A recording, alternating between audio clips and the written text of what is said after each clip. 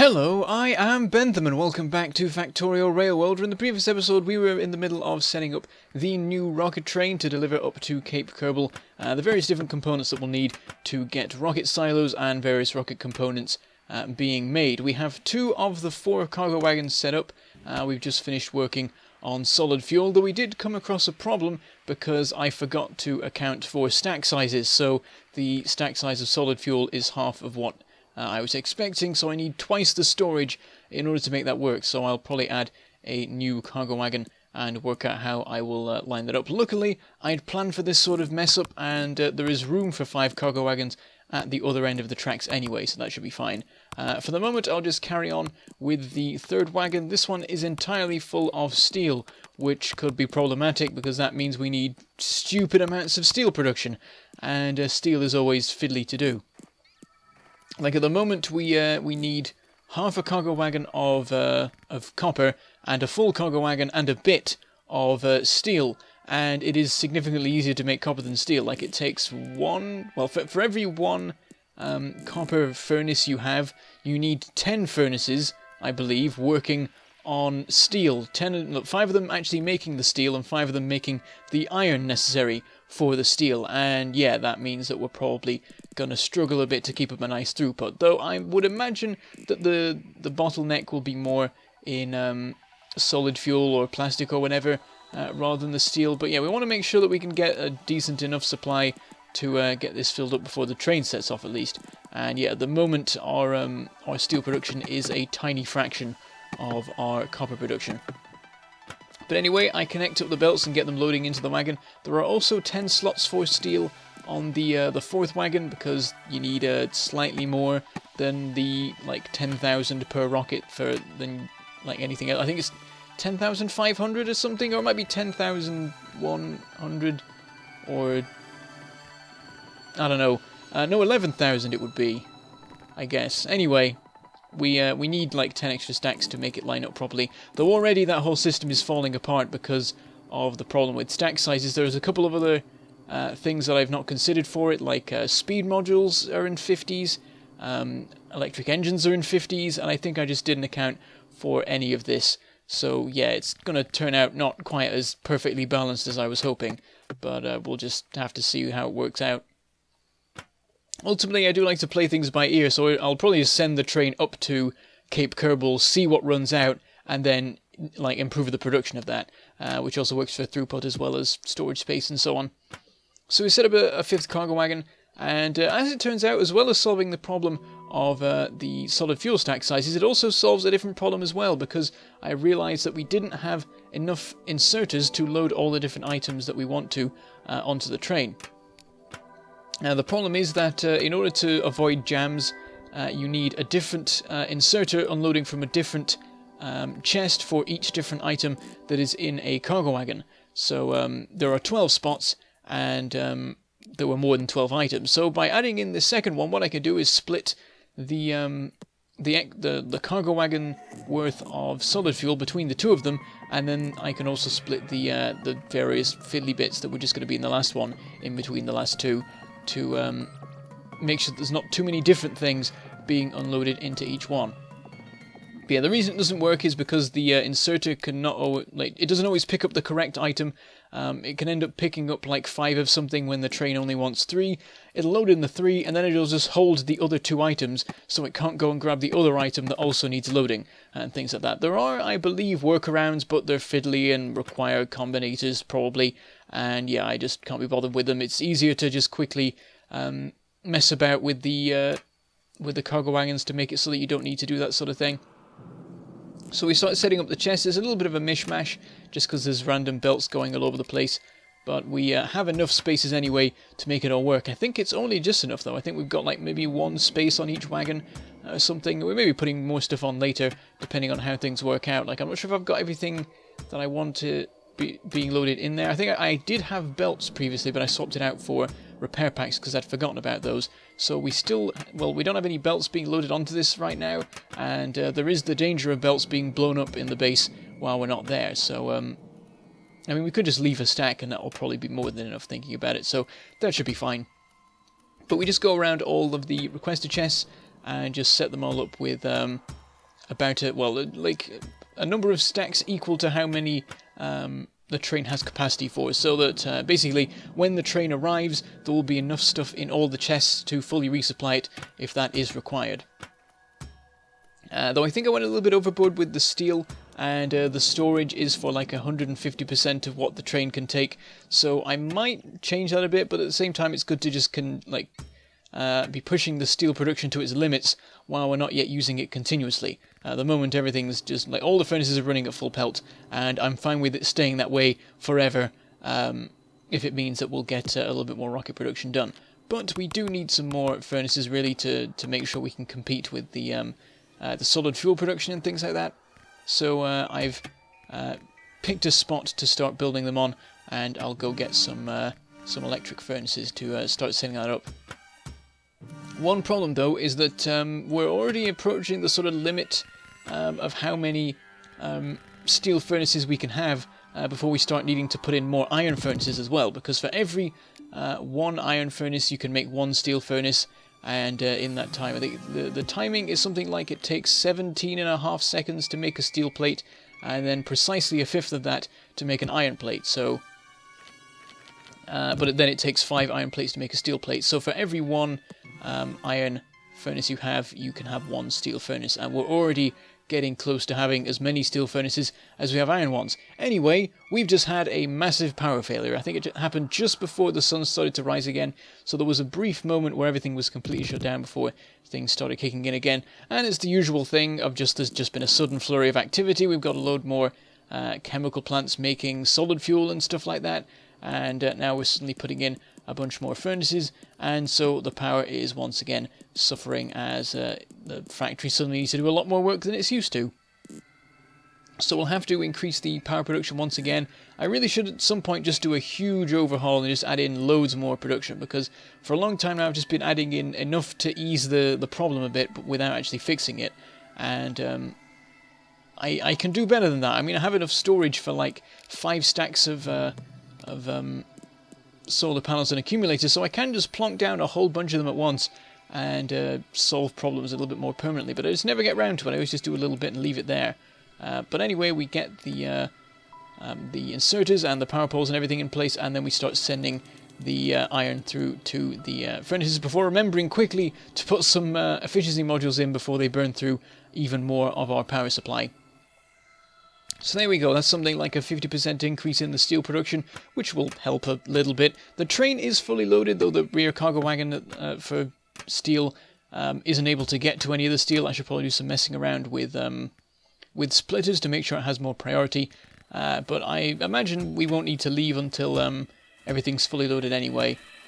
Saying that, I think most other stuff is now probably set up. I think there's a couple of things like speed modules that aren't quite there, and I decided to help this by adding in some new speed module production, a third assembler for it, which should help nicely. I imagine that there'll be enough production of the speed modules relative to other things anyway. But yeah, it's gonna become a case very quickly, I think, of just trying to bolster one system after another. I think it's gonna be very difficult to increase the production capacity of like everything that goes into the train, just because there's so many different things. But I think we've got a fairly decent rate from the stuff I've put in so far. We'll have to just see how it goes. We'll have to send it over to Cape Kerbal and actually start getting the rocket production going, and that will probably be what we do next episode.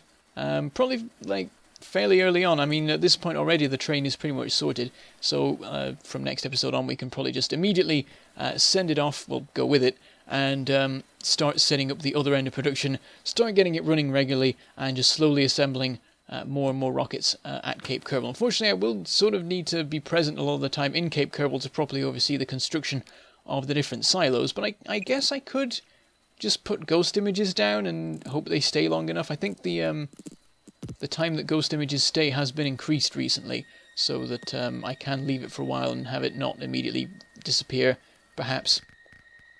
Maybe I can work something out. But then the production, like the construction of rocket silos isn't actually that frequent anyway, really.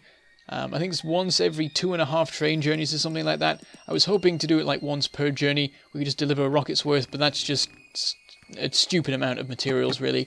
I mean, this is already pretty stupid. I could have gone that far. Maybe I should have done. I mean, we've already increased it a little bit to 5 wagons. I think there was a time when I was wondering if I could do it with 2 before realizing that was a terrible idea because of the sheer amount of steel and stuff that I need. Anyway, just running around inspecting things, seeing how the production system is faring with all this new consumption going on.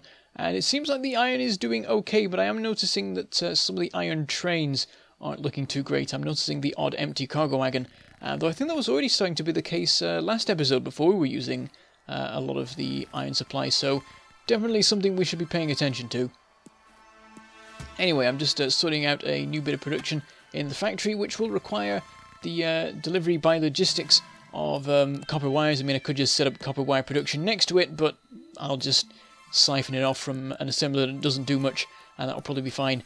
And yeah, we go over to our specific production area in the style of some of the stuff we used to do in Factorio No Crafting Challenge back in the day, and extend this along. This is all the fancy stuff with engines and various kinds of circuits and such. And what we will be making here is beacons. It's been suggested to me by many people in the comments that beacons are the solution to our oil problems, and it makes a lot of sense. I've never really used beacons, but I think oil is the one place where it sort of fits my my idea of how to use modules here, because my way of using modules is always just to put efficiency modules into literally everything, because my argument is always, why put in speed modules and productivity modules if you can just put in more assemblers filled with efficiency modules so they use barely any power. So yeah, the one exception to this rule is when you don't have space, or it's not possible to build more of something, and that is exactly what happens in the case of oil. There are a limited number of oil deposits, so there's only so much you can build, so it makes sense to module them up to the nines to get a little bit of extra stuff out of them. So I've already been putting, of course, the speed modules and productivity modules in, mainly speed modules in the actual pump jacks. Productivity modules only make sense in pump jacks that aren't yet depleted, and it's just to make them sort of last a while longer, really. And it's almost I think in the short term you do get more stuff, or maybe it's the long term. Anyway, I'm getting sidetracked. Yeah, I use productivity modules as well on the chemical plants and things. But yeah, you can put speed modules into beacons and just put millions of them around the pump jacks, and that will mean plenty more oil for you. I don't know how much I can really get out of it. A couple of people have been throwing numbers around, but I'll just plonk it down and see what it looks like. And yeah, I've never really used them before. I've occasionally plonked them down just to mess about with them, but I don't think I've ever done it in any videos or anything. And I've never really talked very much about how they actually work. So we'll have a bit of fun with that. Probably next episode then, because I think we don't get round to it in this episode, unfortunately, but we get the production underway so that it's all in place to work on next episode. So we'll do that before we set off to Cape Kerbal and start working on the rocket production. And the standard Factorio gameplay sets in of constantly being distracted by one thing on the way to do another thing, until suddenly you've won the game and built everything there is to be built, and so on and so forth, if that is even possible. I mean, it's not. In a sense, well, it depends on your definition.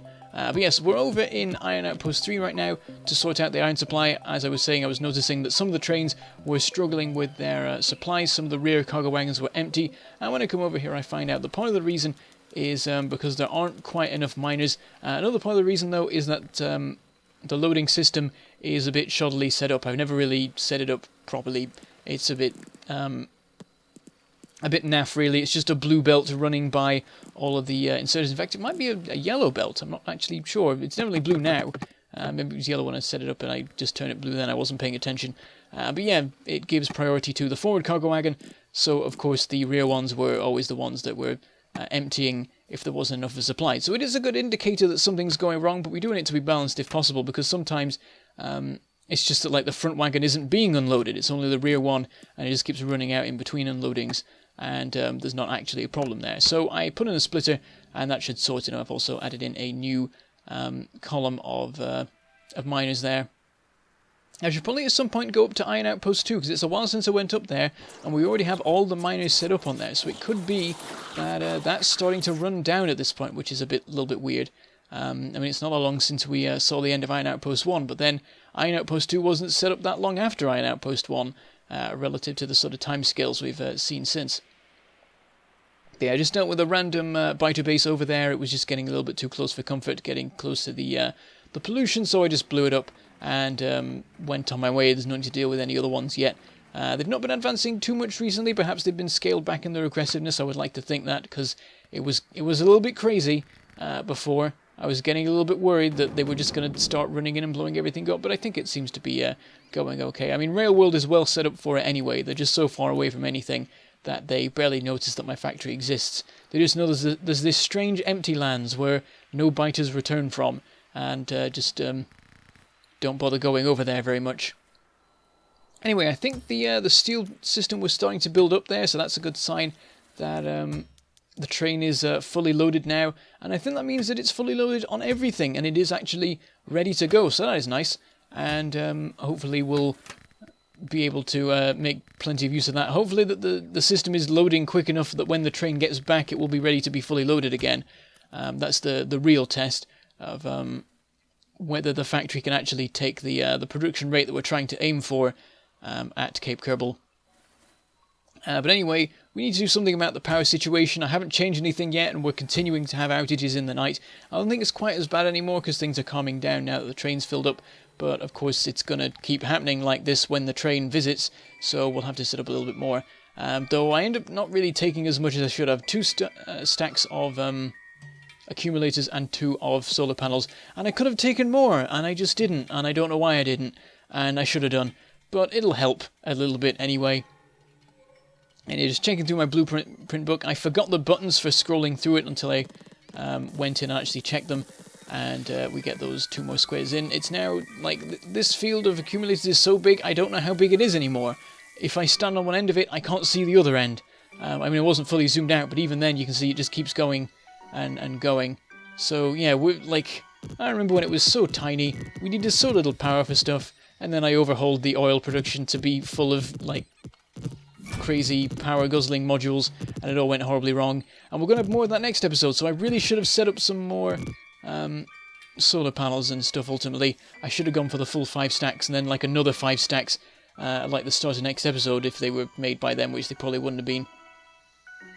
But checking the power, it looks like it's definitely improved the situation, and we move on to our next bit of work, and I decide that it is about time we did something about the oil loop. This stupidly designed loop that I built so long ago. We're talking years at this point, literally, and it's just a mess, and it's just stupidly designed, and like the main reason for it was that the landscape didn't line up nicely, but even then there were some idiocies with how I set it up, and finally I'm just going to burn the thing to the ground and start again. In fact, I should have actually burned it, but in the end I deconstructed it to reuse the rails to rebuild it.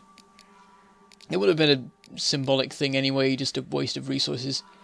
So yeah, we just clear away the old one so that we can just completely start afresh and make use of a little bit of landfill. I already used a single piece of landfill just a minute ago to sort out like one of the problems with the loop, which was that the track coming from the south had to go down to a single track just before it joined the loop, which was quite awkward. And it was entirely because of one tiny square of water, which I was finally able to clear away using landfill and put the tracks in properly for. And I make my way over to the nearest loop, and I will start using that as the template, because now that I have a blueprint book, I don't have to worry so much about having like 50 different blueprints anymore. So I'll probably just start using them a lot more often for random stuff like this. I mean, it makes a lot of sense to have a loop template with how much I use them, and especially considering that with 0.13 it's become a little bit more fiddly to set up loops.